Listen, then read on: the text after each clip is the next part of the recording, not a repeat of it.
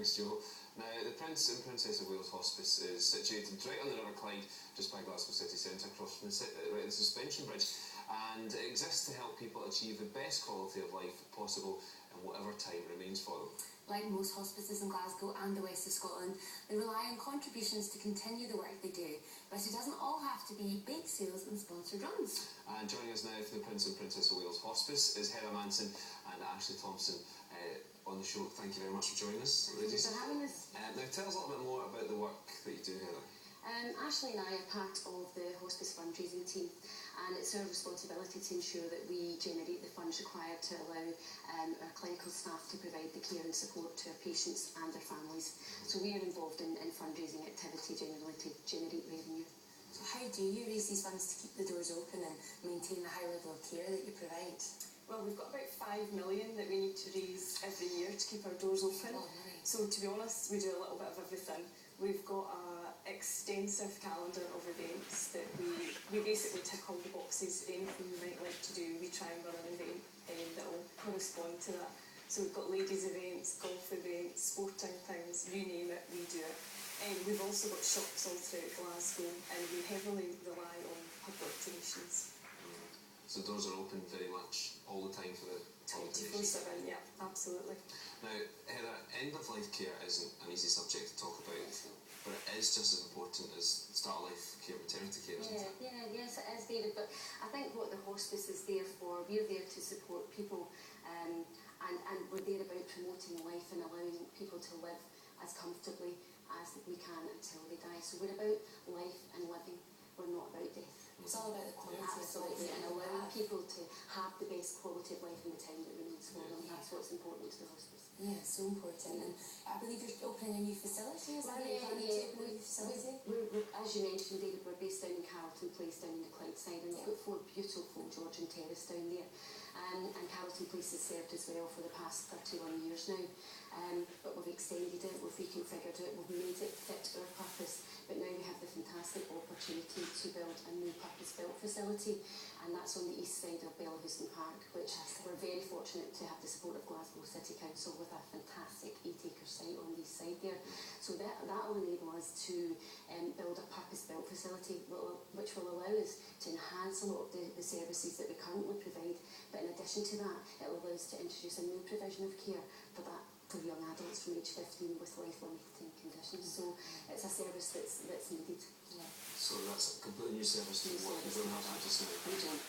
You know, our age limit's 18, and we'll be lowering that to 15, and we'll be introducing age-appropriate care and facilities to accommodate that age. And a lot of these young people may have more complex needs as well. So it's a fantastic opportunity. It's a £21 million project, of which, yes, I know if you say it quickly it doesn't sound too bad. But we're absolutely delighted to be nudging our way ever closer to the halfway mark. So we kicked off the Brick by Brick appeal in September of 2012. So we're almost 2 years in.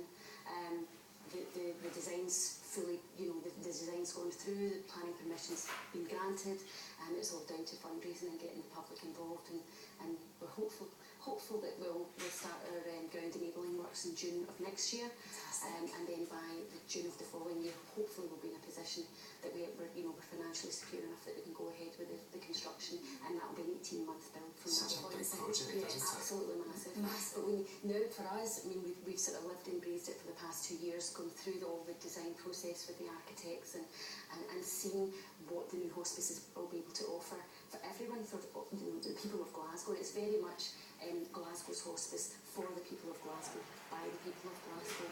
So we're engaging with everyone to get beyond it. But when you see what the new facility will offer, we just want it now. We just want the funds until, and everybody can be benefiting from it. It was an exciting moment when we saw the sort of first artist's impression. It was like, wow, because it was just in our imagination to start with, and then when you actually see it down on paper, it's just fantastic.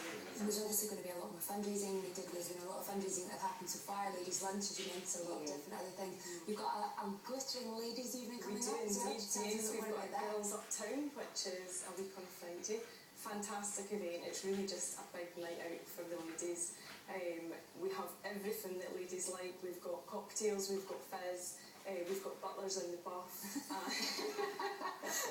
and a lot of dancing. Last year, the starters hadn't even been served, and basically the entire room of Oh, 650 women were On the dance dancing. floor. No, So it was a nobody little wants bit to do yeah, so it's a fantastic event. But as I say, we try and tick all the boxes with what we do. We have a ladies' lunch in May as well, which is slightly tamer than our Girls Uptown. But yeah, this is our wild one. And David has first-hand experience of some of our fundraising. He's He's shimmied his chamois for us previously, haven't you? With his cha-cha-cha.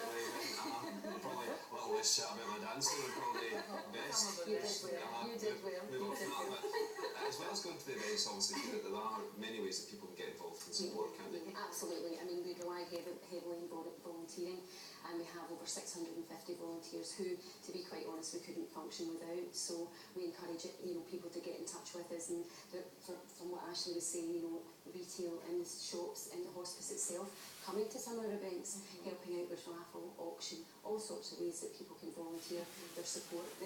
Yes, it's about money, and it's money that will provide the services and build the new hospice, but we need people's support, skills, time.